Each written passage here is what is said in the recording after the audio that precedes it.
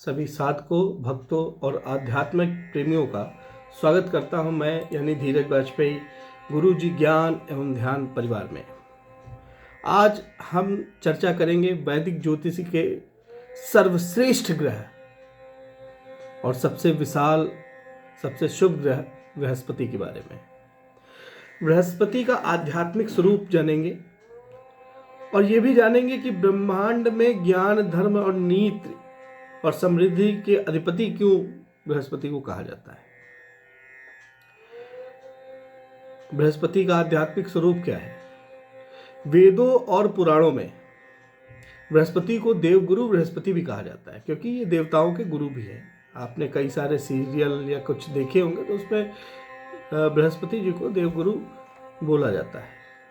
शास्त्रों में भी वर्णित है कि गुरु ब्रह्मा गुरु विष्णु गुरु देवो महेश्वरा गुरु साक्षात परब्रह्म तस्मै श्री गुरुवे नमः। यानी कि गुरु का स्वरूप ही ब्रह्मा विष्णु महेश का है और यही भावना बृहस्पति ग्रह की का मेन सार है।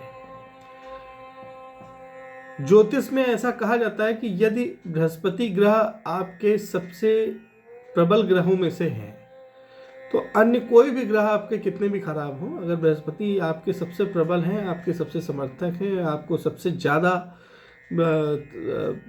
समर्थन देते हैं और आपके सबसे अच्छे अंकों में हैं, तो आपके चाहे जितने ग्रह खराब हो वो सारे ग्रह आपको शुभ फल देने वाले ही होते हैं। जन्म कुंडली में बृहस्पति क्या दर्शाते हैं?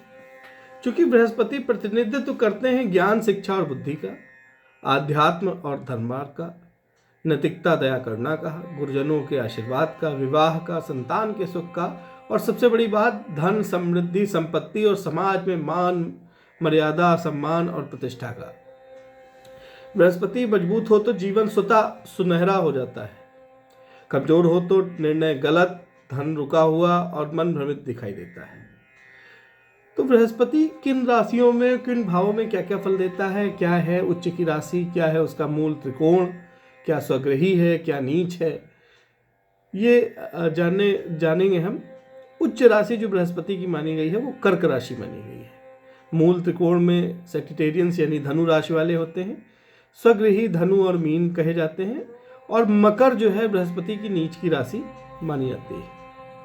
भावों में प्रभाव, अगर ये आपकी जन्मांक, लग्नांक भी कुछ लोग इसे कहते हैं, अगर ये पहले हाउस यानी पहले घर में है तो तेजस्वी होता है व्यक्ति, धार्मिक होता है, सम्मानित होता है। दूसरे घर में है तो धन, परिवार का सुख, वाणी मधुर होती है। चौथे घर में है तो शिक्षा, वाहन, माता का सुख होता है। पांचवें घर में संतान और विद्या का सुख पाता है। सातवें घर में विवाह में शुभता। नौवें घर में भाग्य वृद्धि, गुरु की प्राय यात्रा और 10वें घर में उच्च पद, सफलता, नेतृत्व है। बृहस्पति शुभ भाव में बैठे हो तो जीवन का भाग्य स्वतः ही खिल उठता है। फिर आपको कोई पीछे करने वाला, कोई हराने वाला, कुछ भी कोई कर ले, लेकिन कोई आपका कुछ बिगाड़ नहीं सकता। कमजोर बृहस्पति को कैसे जाने कि आपके कुंडली में बृहस्पति कमजोर है, इसको कैसे जानेंगे? तो वो आप ऐसे जानेंगे कि आप में कुछ चीज़ें आपको कॉमन दिखेंगी जो मैं बताने जा रहा हूँ। कुछ चीज़ें हैं जैसे निर्णय गलत होना, बार बार निर्णय गलत हो रहा है, धन का स्थिर न रहना, अगर धन आपके पास टिक नहीं रहा है, पढ़ाई में मन न लगना, पढ़ाई में बाधाएं आना, बच्चों की शादी में विलंब, आध्यात्मिकता से दूर हो जाना, गुरुजनों से मतभेद हो जाना, अत्यधिक भ्रम और डिपेंडेंसी, अस्थिरता आप इसको कह सकते हैं। कमजोर बृहस्पति व्यक्ति को सही दिशा नहीं देते। तो बृहस्पति के शुभ होने के लक्षण क्या है, कैसे जाने कि शुभ है? गुरु समान स्वभाव हो जाता है, सब अच्छे दिखने लगते हैं, शांत, विनम्र, दयालु हो जाता है, ज्ञान बढ़ता है, शादी जल्दी और अच्छी होती है, धन लगातार बढ़ता है, भाग्य प्रबल होता है, आध्यात्म की ओर झुकाव होता है, समाज में सम्मान भी मिलता है। अच्छा, ये तो जिनके बृहस्पति अच्छे हैं। अगर जिनकी खराब है, मैंने आपको बताया, तो उसके लिए क्या क्या उपाय करने चाहिए। देखिए, बृहस्पति जो ग्रह है, क्योंकि ये देव गुरु है और गुरु बहुत सरल, सीधा साधा होता है, तो जैसे ही झूठ, कपट और निंदा इन तीन चीज़ों का त्याग जो है आपको कर देना चाहिए अगर आपको बृहस्पति मजबूत करने हैं। झूठ वहाँ पे बोलना हितकर है जहाँ पर किसी का नुकसान ना हो रहा हो और आपके झूठ से किसी का अहित भी ना हो रहा हो और आपके झूठ से किसी ऐसे व्यक्ति को जिसको ज़रूरत है उसकी वो ज़रूरत पूरी हो रही हो। और ये ज़रूरत भी ऐसी होनी चाहिए जो कि शास्त्र सम्मत हो। ऐसी ना हो कि कोई जुआ शराब में जीतने की, शराब पीने की ऐसी करे तो वो फिर गलत मानी जाएगी।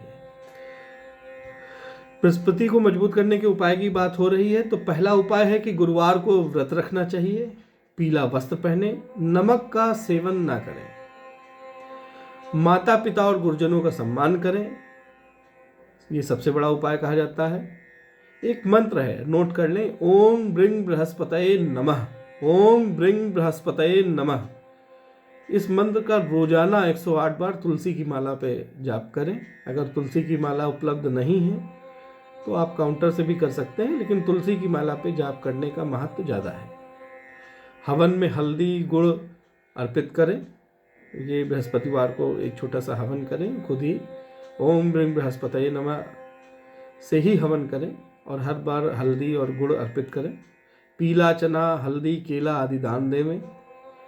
गाय का घी भी दान दिया जाता है। गाय को गुड़ चना खिलाएं। घर में पीली वस्तुओं का प्रयोग करें। घर में गुरुवार को झाड़ू नहीं लगाना चाहिए, ये एक बड़ी चीज़ है।